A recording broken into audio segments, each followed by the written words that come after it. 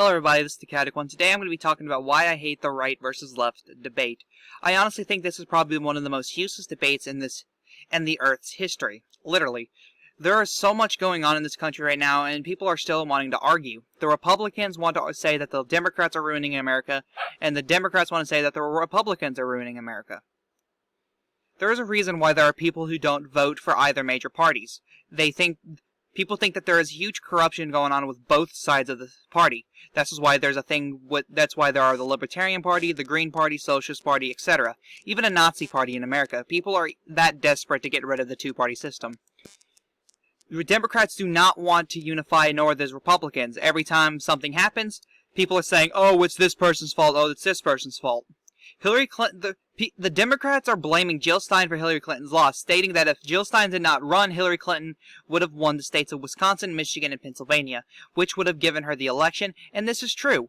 If you were to take a look at it, if Jill Stein was not running it, and if you were to take a look and say all of her voters would go to Clinton, even though there's exit polling that says that certain Jill Stein voters would go to Trump, not a majority, but certain ones, Hillary Clinton would have won those 3 states in the election. Though, if Trump would have lost that election, they would have blamed Gary Johnson and said if he wasn't running, Trump would have probably won the states of New Mexico, Wisconsin, Pennsylvania, etc. And this is again true. Though Democrats have this thing going on where they'll take an issue on a stance, let's say LGBT rights, and then 5 years later, Republicans will back down and say, okay, that's a good idea. There's nothing wrong with this, but people like Red Eagle Politics and other moderate Republicans are saying that this is bad. They're saying the Republican Party doesn't have a backbone. Again, this is true. The Republican Party has been losing backbone more and more, and there is a new coalition of Republicans dubbed the America First Conservative. Again, Red Eagle Politics, Josh Hawley, Ron DeSantis, and used to be Donald Trump were all part of this coalition, and there are even more congressmen doing this. They are taking out the neocons, who, of course, are saying that it is okay to be gay, it is okay to be black, etc. And that is the truth. Now, there is a coalition in the Democratic Party, 2 coalitions actually that is being risen. The Conservative Democrats, Chelsea Clinton, Joe Kennedy III, and John Bel Edwards, who I believe are the party leaders, will be the party leaders of that faction, are taking over. They are going to be breaking down to the America First. That is a guarantee. They will be saying, okay, there's nothing wrong with, let's say, there's nothing wrong with being a traditionalist. There's nothing wrong with going back to traditional American values, etc. And then there's the far left, which will be held by Alexandria Ocasio-Cortez, Ayanna Pressley, and others. They will go to the far left of socialism or communism, saying that we need free healthcare for all, that we need, let's say, universal basic income, even though I don't think that's too far left if you work it properly. They're going to be saying all this and that. The Republican Party is going to be tearing itself down with, of course, the liberal Republicans and the America First Republicans. There is going to be a civil war eventually due to this right versus left debate, and it's getting out of hand. There is always going to be fighting within the party and out of it. It is ridiculous.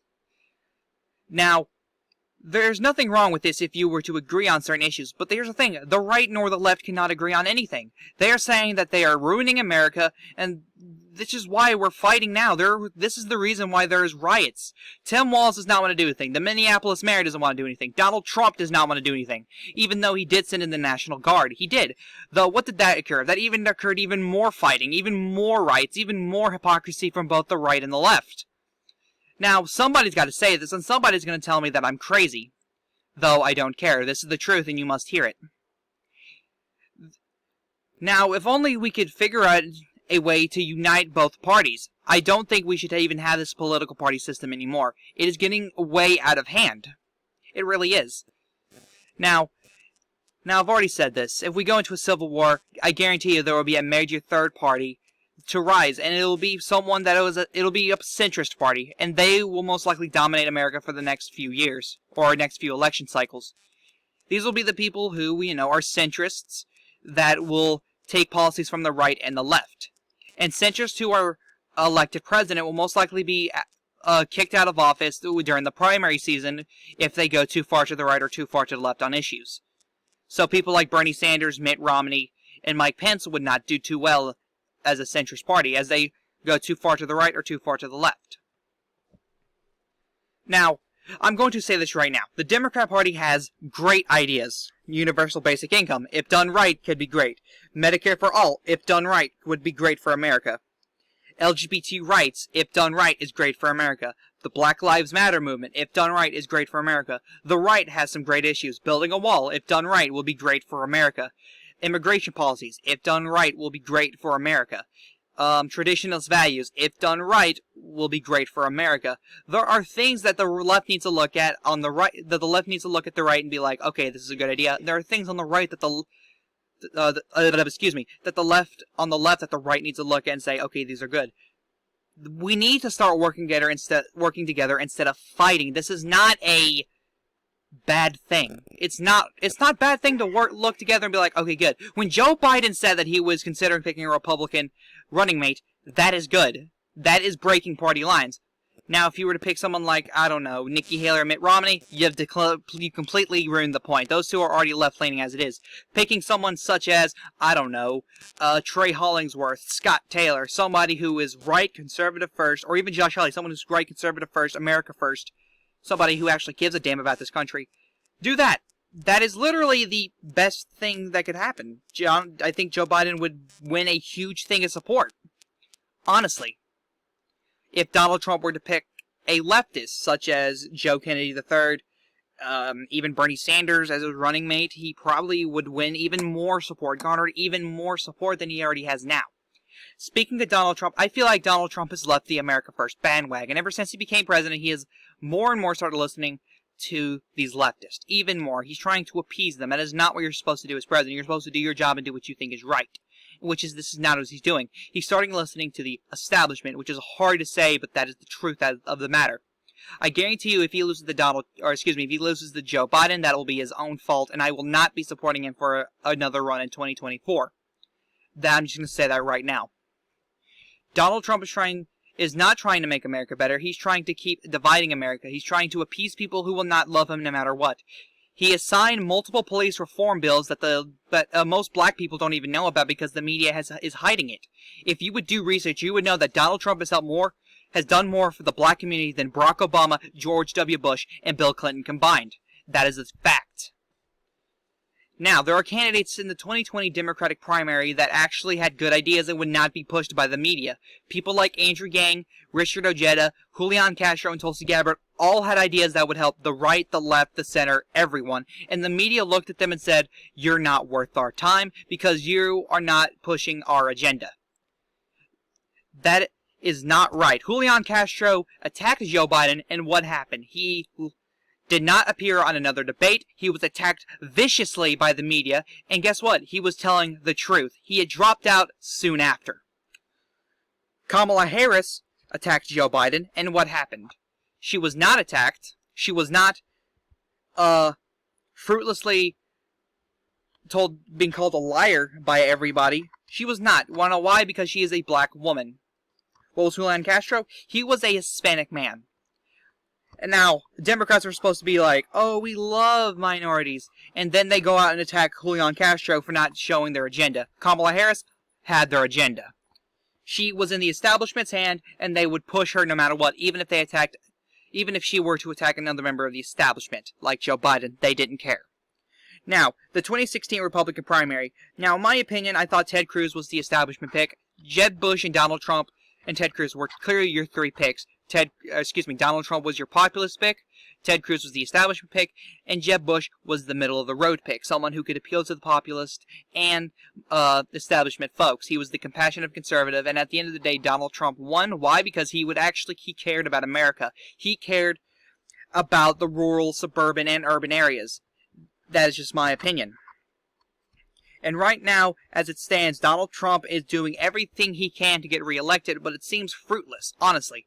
Joe Biden is not pulling rallies, and he still could end up winning. Why? Because Donald Trump is not appealing to the right people. He is appealing to the establishment Democrats who do not give a damn about him and even tried to impeach him. Why? Because he did not go with their agenda.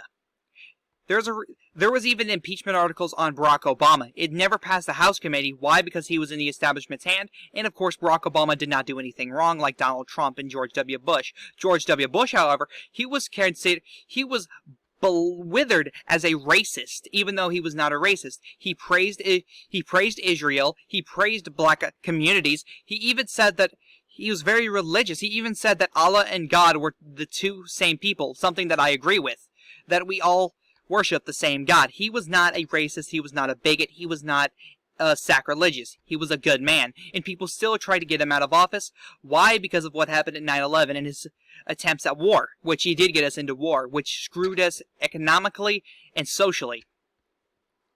Now, Bill Clinton was the last president who actually deserved to be impeached. He had sexual allegations against many women, or from many women. He lied under oath, which is something Donald Trump does all the time. This is something I do agree with, but it's not to be done. It just can't be helped, I guess. Freedom of speech and all.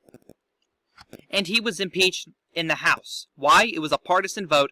I don't think any Democrat voted to impeach him, but when we got into the Senate, it was not a partisan vote. Multiple Democrats did vote to impeach him, and multiple Republicans voted to not impeach him. That is the last time the Senate was not did not vote bipartisanly, which is the problem with politics today. Both houses of Congress vote partisanly, and it is not good. Tulsi Gabbard is one of the last good politicians who votes for what she believes is right. Josh Hawley, Colin Peterson's, and I think that's it. Those are few people who actually give a damn about America, who say, you see this D or R next to my name? That doesn't matter. I'm here for you people. That is what more politicians need to do. Instead of saying, oh, I'm a Republican, I deserve your vote, or I'm a Democrat, I deserve your vote, which is what people do. The baby boomer population only vote for who they believe in.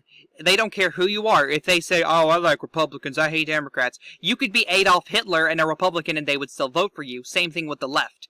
You could be Jesus R. Christ as a Democrat, or Jesus H. Christ as a Democrat, and if a baby boomer says, oh, you're not a Republican, so I'm not going to vote for you, they will vote against him. That is the honest to God truth. It really is, and it's not a good thing. It's not. It is getting way out of hand. We need to stop all this fighting. We need to. Stop acting like children and start working together.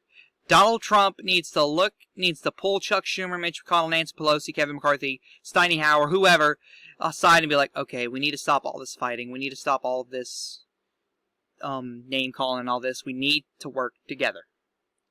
I guarantee you, if y'all can figure out how to do things without raising taxes on the American people, start listening to the American people, for God's sakes, not your own agenda. We don't want taxes to be raised, but we want free health care. There is a way to give us free health care without raising taxes.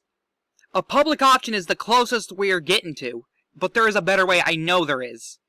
Universal basic income. Andrew Yang's policy. Guess what? Taxes were not raised when we got those stimulus checks. They were not. Why? Because of Donald Trump. And I guarantee you Andrew Yang had something to do with it. That is a guarantee. Now Andrew Yang has contemplating a mayor run. Andrew Yang is one of these politicians who I believe is for the people. But he has fallen into the establishment's hand, which he needs to climb out of if he wants to be successful in politics going forward. Now, I do believe Andrew Yang will be a middle-of-the-road Democrat in the future. He'll appeal to the conservative wing of the party and the socialist wing of the party. He'll be middle of the road. Now, I did say there would be two major wings, but of course there will be these middle-of-the-road candidates. Of course, there will be. Now, it's just sad that I'm having to watch this country burn to the ground because Democrats, Republicans don't want to work together. They can't figure out a way to make things work out. They can't. And it's sad. And I hope someone can make a difference in this country. I honestly hope. But that's just enough of me rambling. This is the Chaotic One saying, peace.